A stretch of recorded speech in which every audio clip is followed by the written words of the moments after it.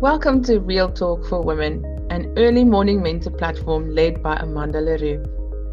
A safe place for honest conversation that lead to healing, freedom, and growth.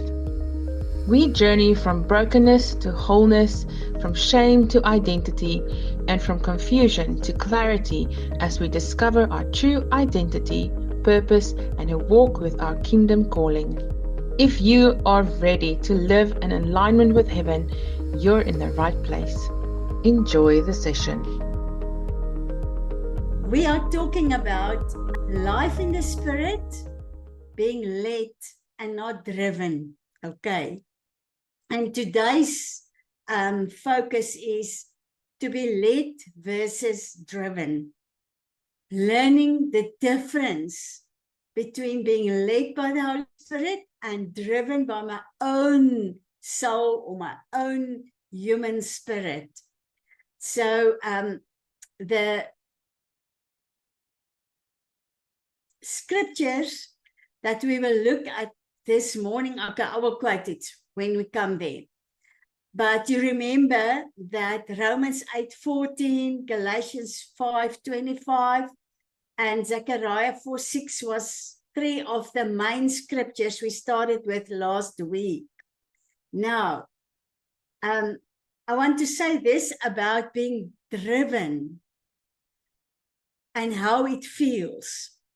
So when we are driven by my own desires or my own soul, my own flesh, in other words, rather than the Holy Spirit, there is an urgency without peace.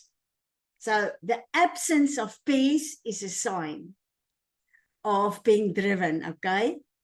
Fear of missing God. So I'm doing things because I'm fearful I'm going to miss God.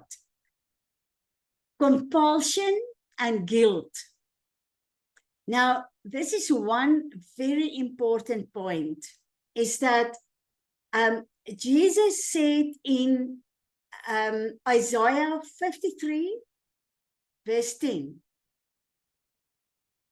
this is what the word says, is that he poured out his blood as a guilt offering. So he came, I just want to check and make sure I don't misquote here.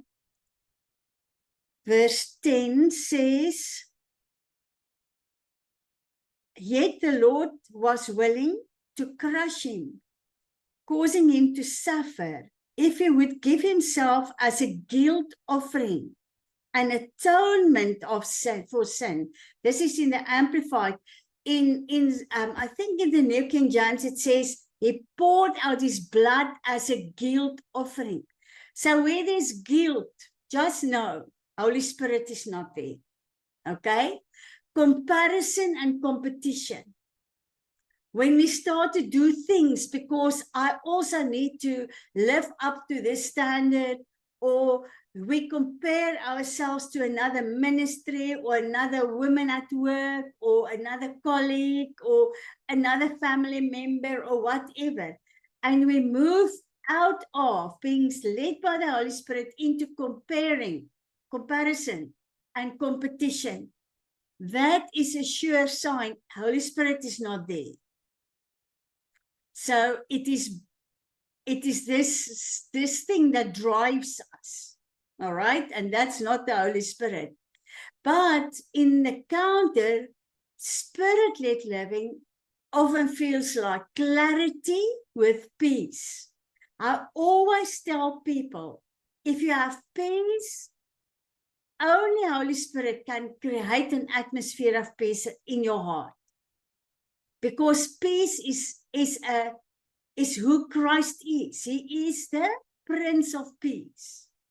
And then gentle conviction is where, you know, like Marika said, she didn't want to, but there was a gentle conviction, and then you see the fruit of the step of obedience to lean towards.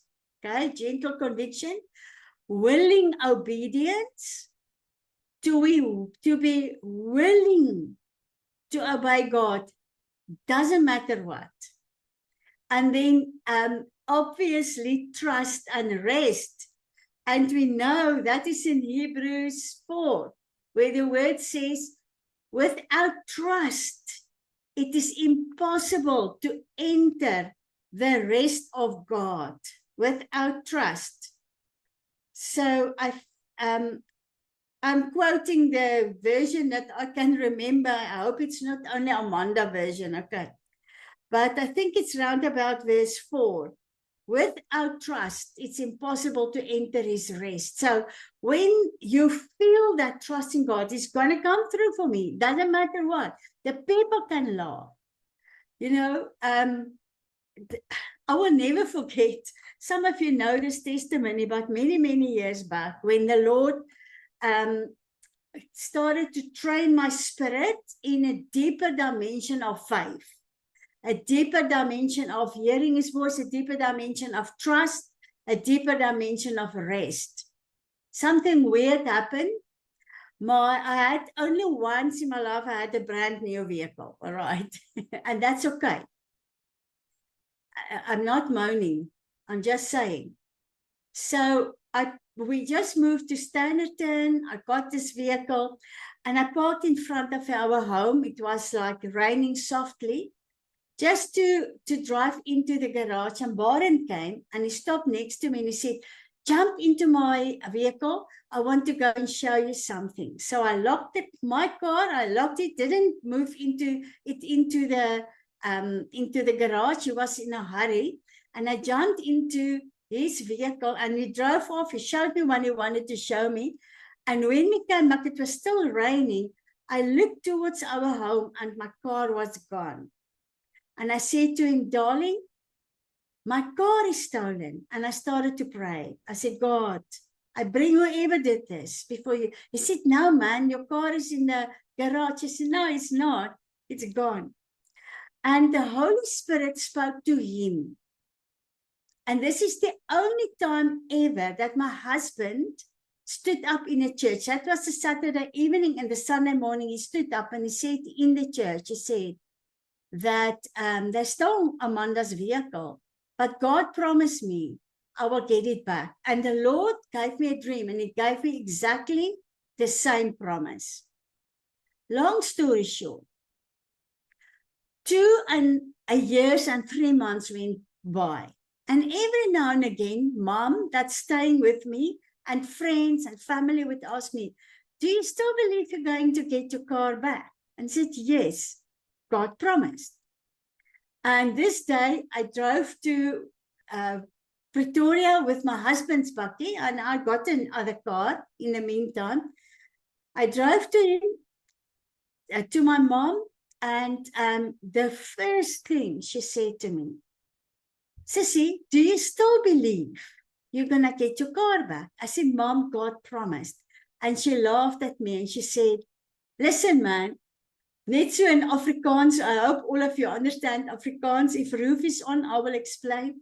She said, man, that car is lankal boude en blaaie. Let go of this idea that you will get this car back. And as I drove back home, I cried before God. I said, God, don't let people ask, where is your God? You promised, I trust you to get my car back. And as I drove back into the garage with my husband's bakkie, our home phone rang those days. We still had a home phone. And I rang and I picked up the phone and I answered, say, goeiemiddag, Amanda wat praat. And the voice on the other side was a very friendly lady. And she said to me, I'm phoning from Nylstroom Motor Theft Unit. You are one of 700. I said, no, don't worry. I'm the one. She said, no. You are one of 700. I said, no. Just like the spare government. All those phone calls, it's my vehicle. And we will come as soon as possible. And my husband and and a friend in Standerton drove to Nylstrom's motor theft unit with our vehicle keys, and he went and locked the doors. Okay.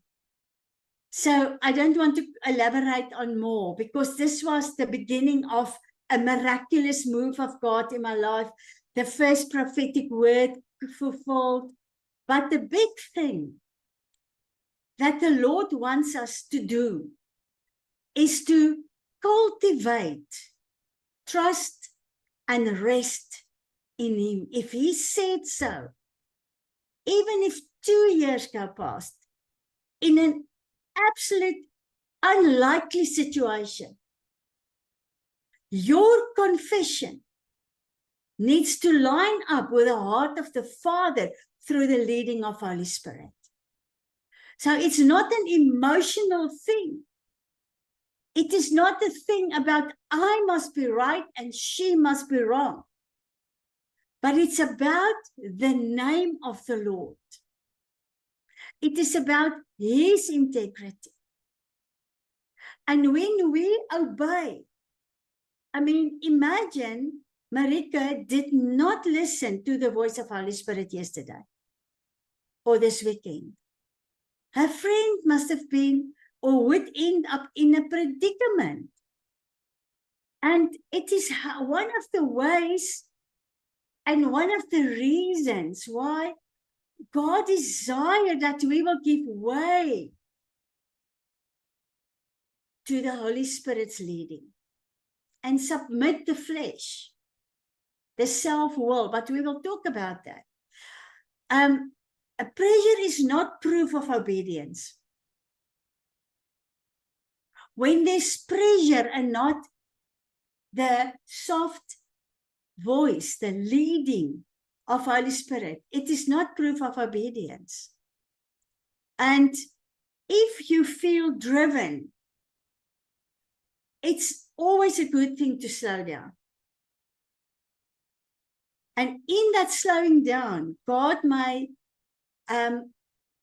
reveal to you it was not Him pushing you, but it was a taskmaster that wants you to move away from being led by the Holy Spirit into coming under the pressure of the taskmaster. So daily dependence on the Holy Spirit will help us to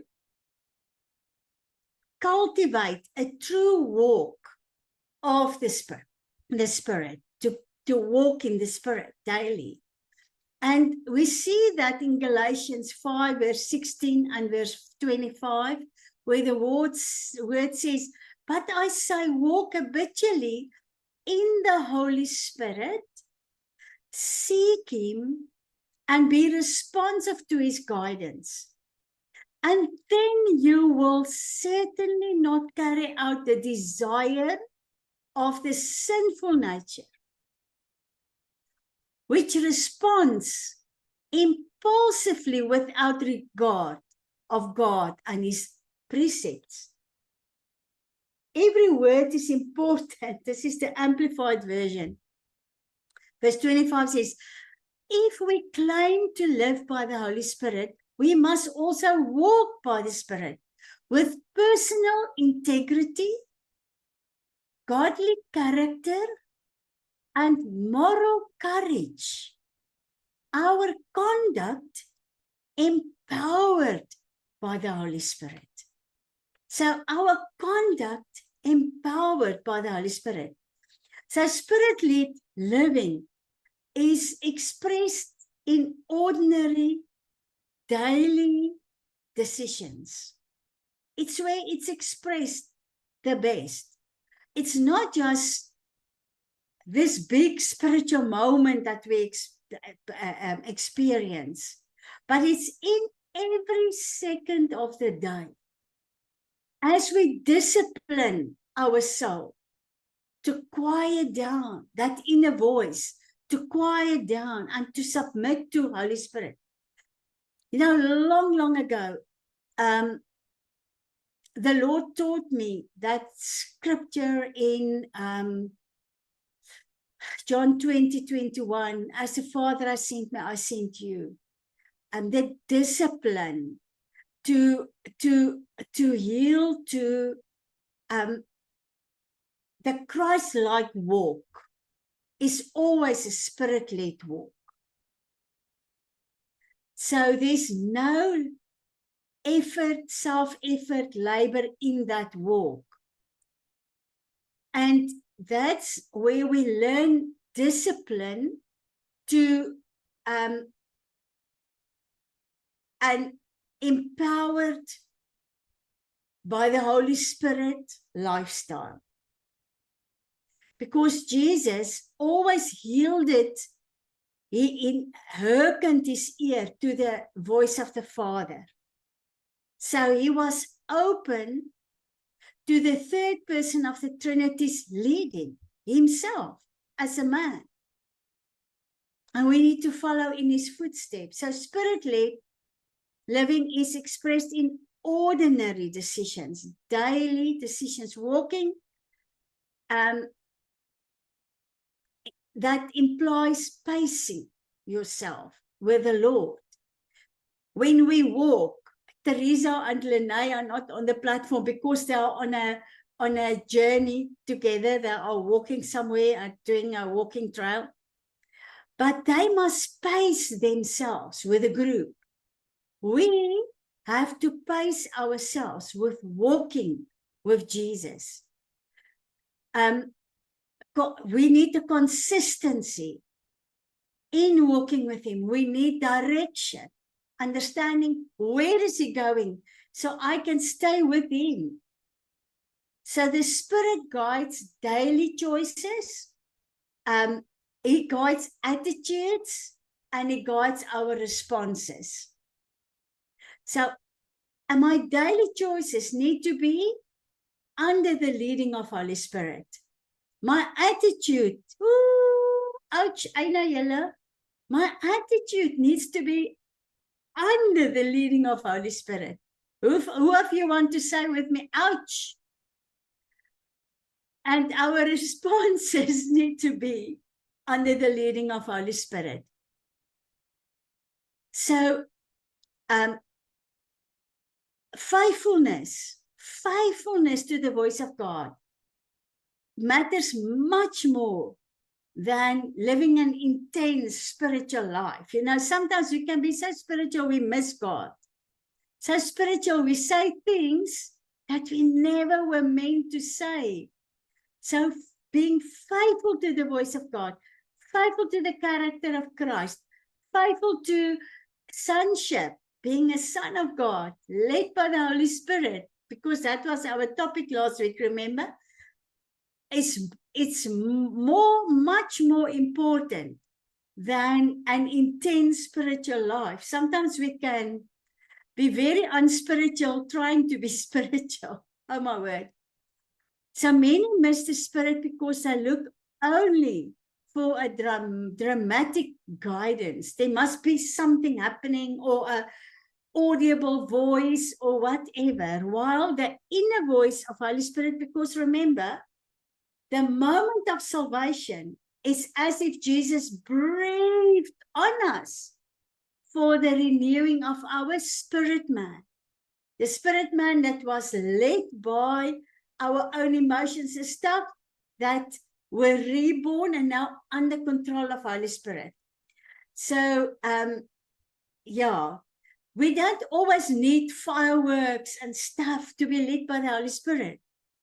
It's a discipline, a daily yielding to the voice of the Lord. Daily. The first words we speak, and I really try to make it a discipline in my life, is to speak to the Father, the Son, and the Holy Spirit. And just say, good morning, Lord. Thank you for a new day. I said to him this morning, thank you. I've slept so well last night. Thank you, Lord, that I can wake up feeling refreshed and knowing my body got proper rest. thank you.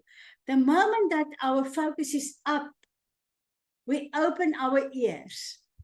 You know, that's why Jesus prayed and or said that he opened my ears to hear like a disciple and my tongue to speak like a disciple. But if we give that first moments of the day to honor God for a new day and for who he is in my life, then Holy Spirit can lead us step by step. And it won't feel like we have to leap.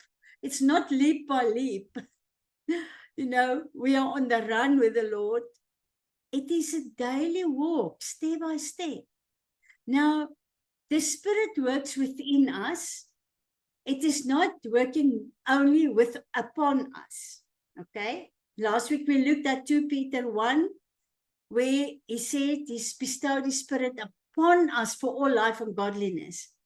But the Spirit is within. It's close to us. Never, never. We can quench the Holy Spirit, but it's not to say it's no longer there. So Philippians 2 verse 13 says, for it is not your strength, but it is God who is effectively at work in you, both to will and to work. That is strengthening, energizing, and creating in you the longing and the ability to fulfill your purpose for his good pleasure. So, the work of the Holy Spirit is not merely external or occasional. It is continuous, second after second, minute after minute, day after day. He is working in us. He does not only come upon us in moments where we need power or where there's an emotional atmosphere in the church or in a meeting or when you are ministering maybe. No, he dwells within us and works from inside out. So one of the really important revelations to have is that he's never, ever not present. He's always in me. After salvation, he's always in me.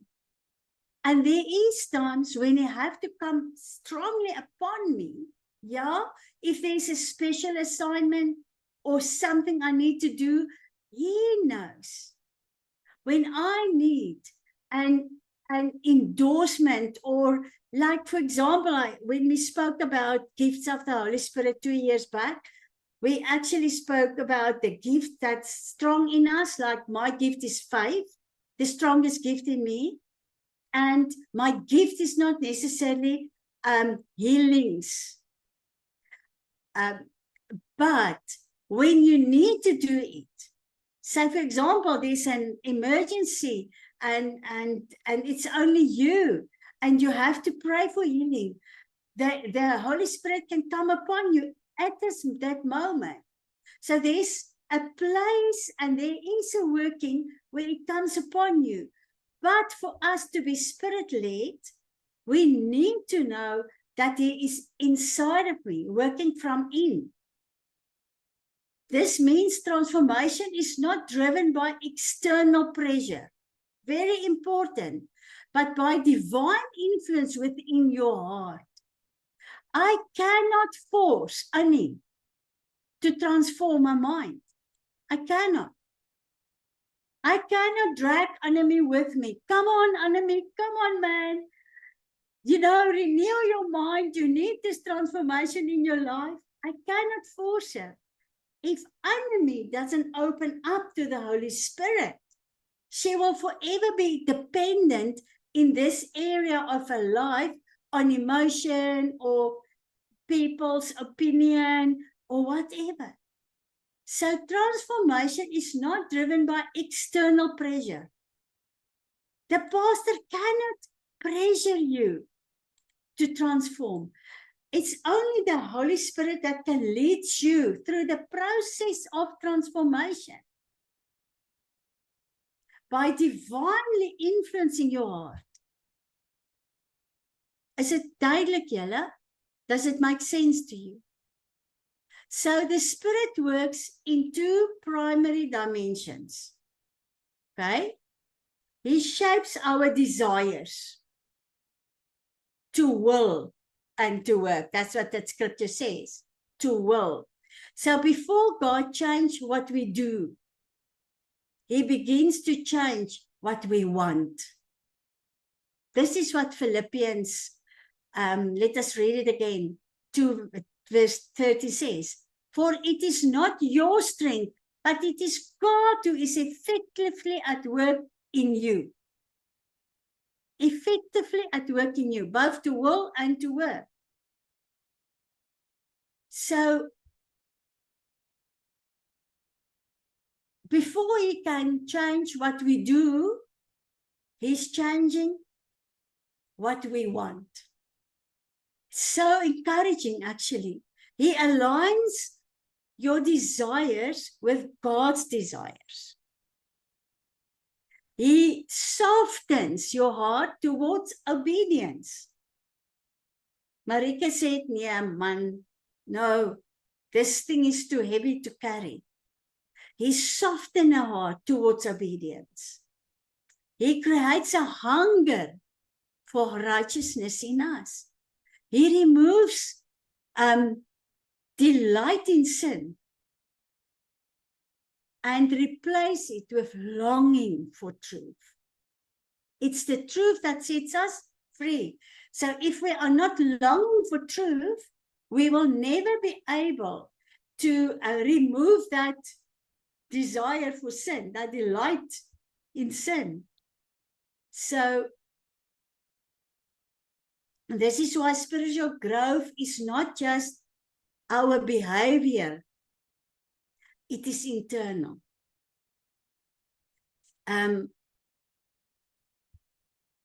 It's not only to change our behavior, but it's an internal change where we allow the truth of the Word of God to transform us. First, starting with our mindset. Our mindset influences our heart set. So if you want your heart to change, change your mind. How you think. And then you will start to notice a few things. What you once resisted, you now desire. No, I don't want to wake up early, God, please. You know me, I'm a late sleeper. I need my sleep. What you once resisted, you now desire. No, I don't want to submit under my husband. No, he doesn't know. He's not even spiritual. Come on. What you once resisted, and then suddenly you realize, but when you honor him, his behavior change. So what you first resisted, you start to desire. Father, teach me more, teach me more. I want to know how to reach my husband's heart. And what once made you rebellious becomes your desire now. Hope it makes sense. What you once craved, you now reject. Yella, our cravings can be terrible. Emotional shopping, emotional eating. What else? Is there more? What we once craved, we start to reject. Now, Satan, I will no longer eat when I feel heartache, or when I feel rejected. I will run to Jesus. He's my only help, comfort. I will run to him.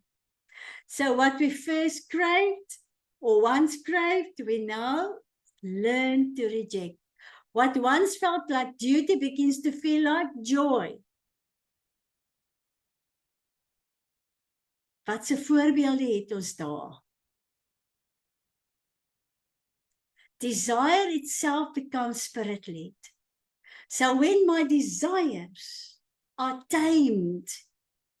So like a wild horse being broken in, and it's brought under the authority and the leading, like a wild horse that's broken in, yield to the leading of the rider. Now, my desire becomes his desire. And my desires become spirit-led. And that union that comes through the Holy Spirit becomes a natural thing in my life. And where the Holy Spirit flows, my entire being yield and flow with him. So the Spirit does not stop a desire. Once my desires are under the control of Holy Spirit, he himself supplies the ability to do the will of God. Philippians 2. So he strengthens you to obey. He gives grace where there was weakness. This is where grace is activated to the fullest. He empowers consistency, not just intention. So I become consistent in my obedience. I become consistent in following and flowing with the Holy Spirit. He enables what your flesh could never sustain. There's things that my flesh will always resist, but he enables me in the areas where my flesh could never sustain me. So the moment we start to flow in this place of empowerment by the Holy Spirit, it removes the burden of self-effort and it replaces it with Spirit-enabled obedience. So self-effort is replaced with Spirit-enabled obedience. Where you know, in the past, I could never do this. In the past, I would never listen to the voice in this area of my life. But now, because my obedience and my yielding to the Holy Spirit removed the burden of self-effort, I can flow and be empowered by the Spirit. So I live in a place of Spirit-enabled obedience. And we should really strive in a good sense for this. This must become the joy in my life, is to know that the Spirit enabled my obedience. So the Spirit influences both desire and action. God works in us to will. That's the inner transformation. God works in us to do. That's the outer expression. So God worked in Marika by prompting her, you have to do this. You have to take this thing. And then he empowered her. He worked in her to do the outer expression by taking that bag and by walking with it. It's a practical example. So the Christian life is not self-empowerment. It is Spirit-empowered transformation. Self-empowerment leads to burnout. It leads to frustration. It leads to disappointment. It leads to despondency. But Spirit-empowered transformation brings the joy of God, the joy of the Lord, that is your strength.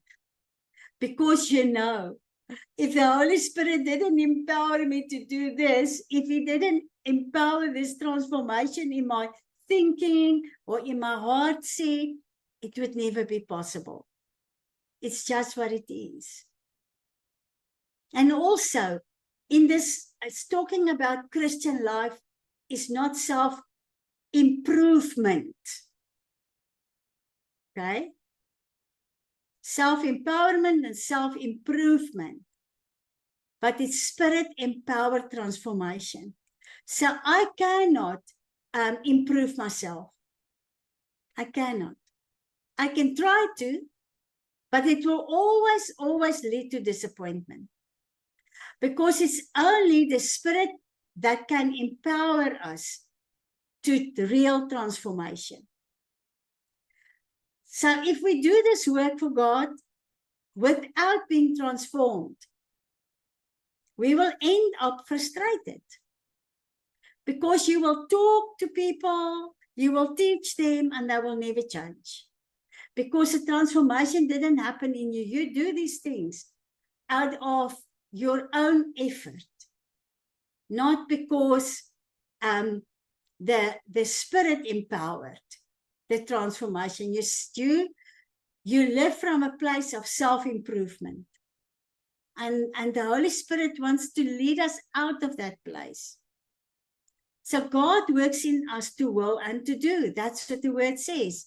It reveals a divine partnership. Sometimes we see two eagles that come and then they fly together in the wind. The wind's up there. It's like a dance. And this is what the Holy Spirit wants from us.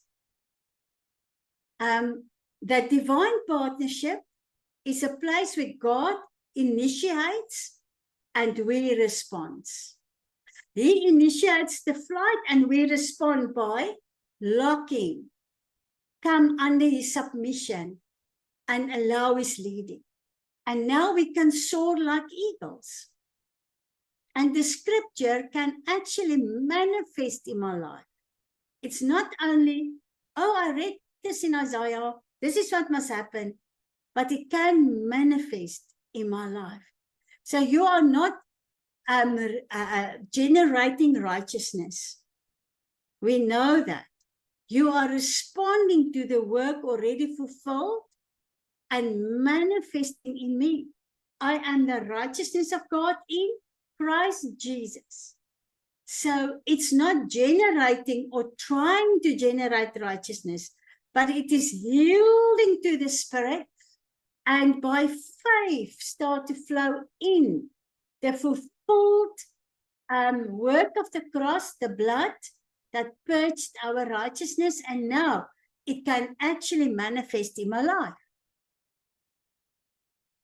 But self-improvement and self-empowerment cannot do that for me. So now we reach a place where my desires itself can be Spirit-led. So not every desire is fleshly. We need to know that. As we mature, your desire can become trustworthy because it's led by the Holy Spirit. Your longings can reflect heaven. What you long for, what will satisfy you.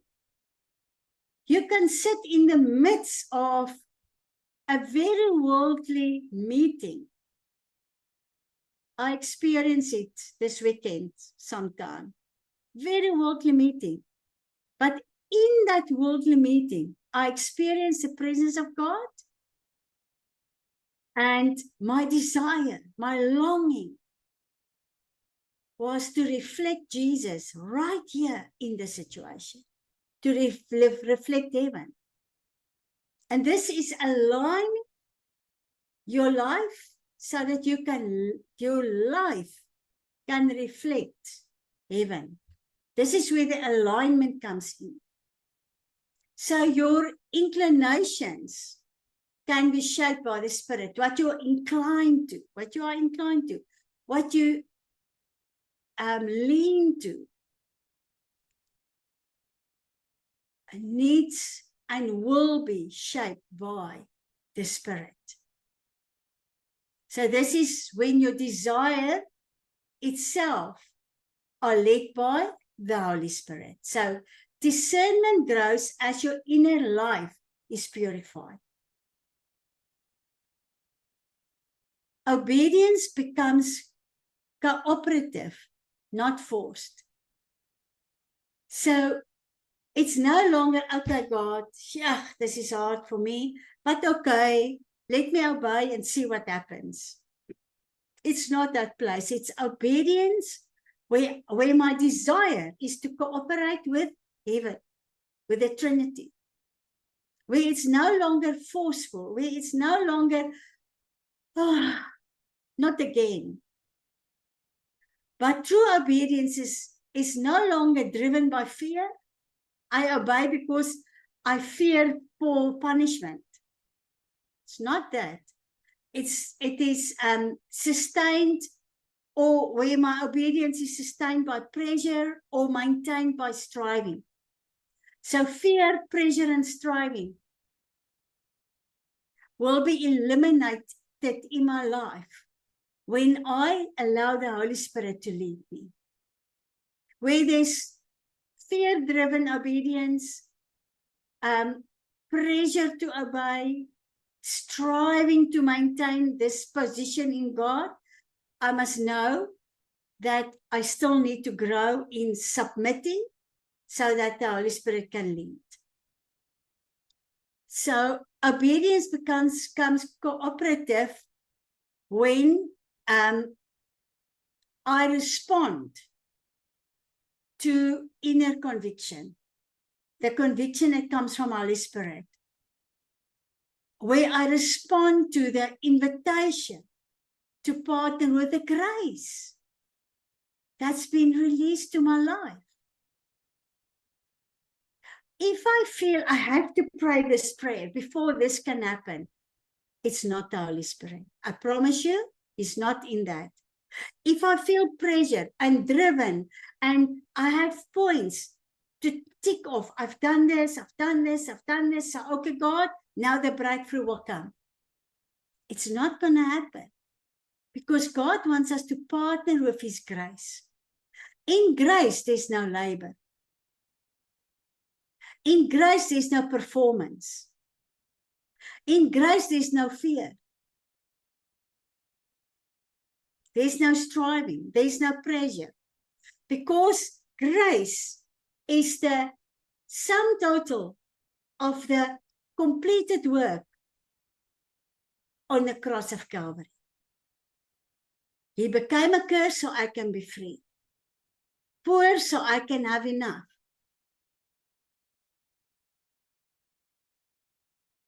And partnership with grace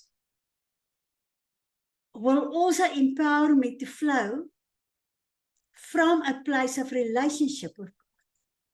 Thank you, Jesus. I need not to submit to the voice that wants to continuously pressure me to perform because you've done it all. So this is what it looks like, obedience that becomes cooperative. I respond to my inner voice, partner with grace, flow from relationship.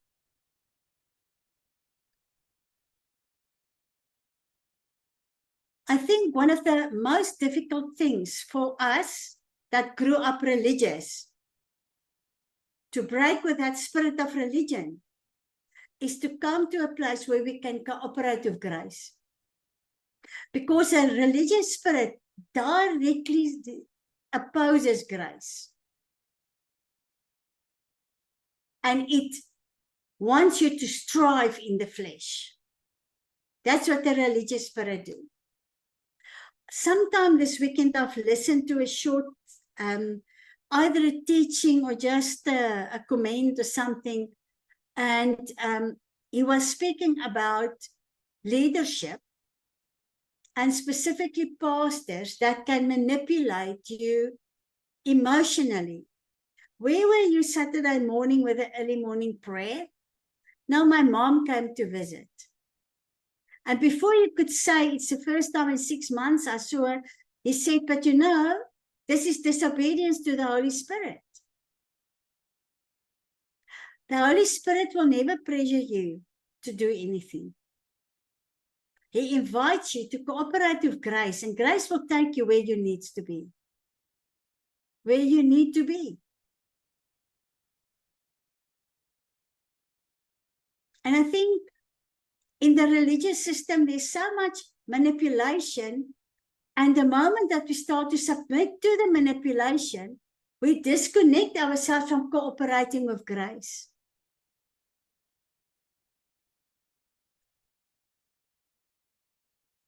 We cannot force transformation. We need to yield to transformation. Romans 12, 1 and 2. You don't manufacture your desires.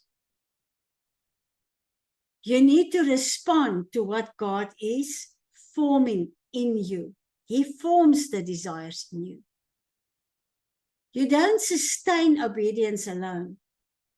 You walk with the Spirit and He empowers you. He empowers you to be obedient.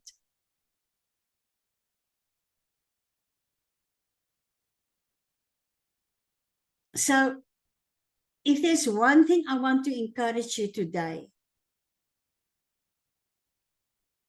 it's to become sensitive to the inner conviction. The moment that you hear that thought, that voice, stop. Say, Lord, what did I hear right now?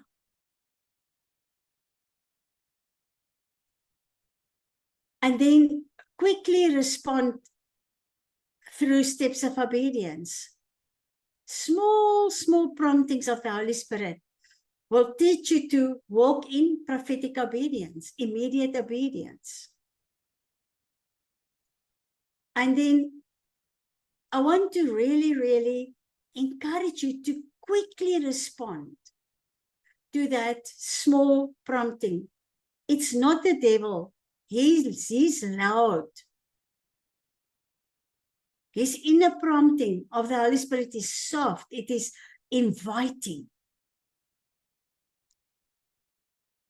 And then when there is moments of resistance to that voice, surrender.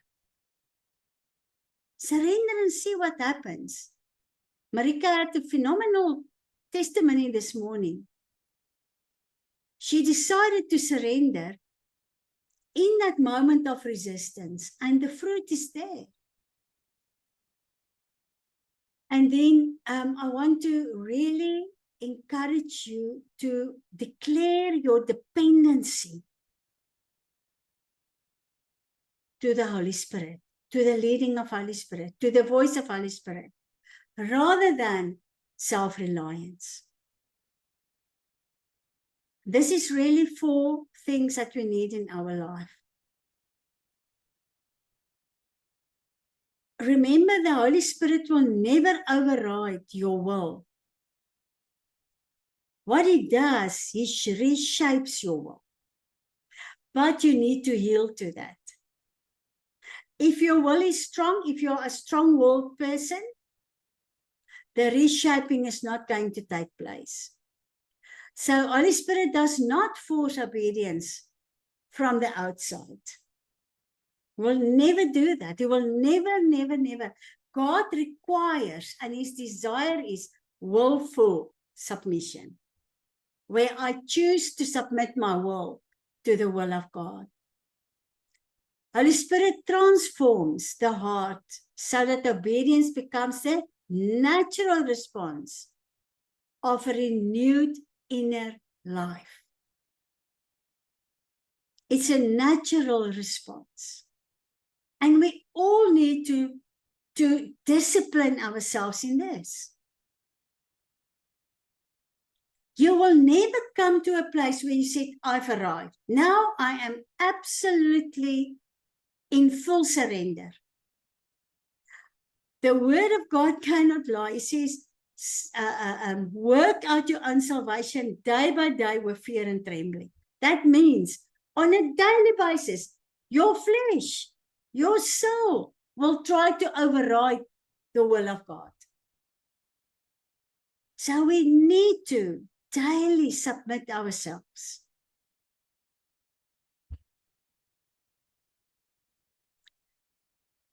When the Spirit works in us,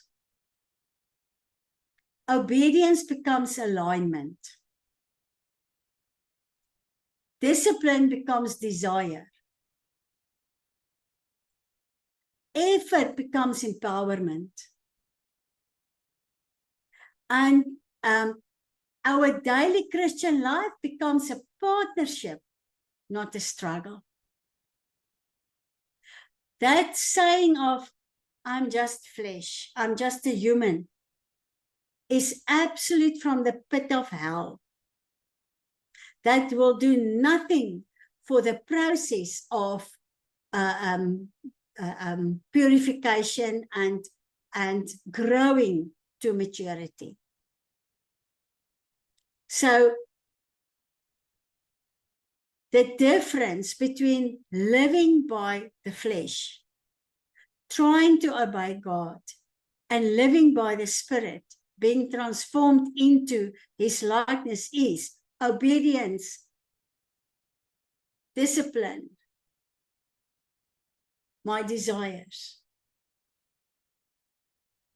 effort, that becomes empowerment, and then the partnership with Holy Spirit. So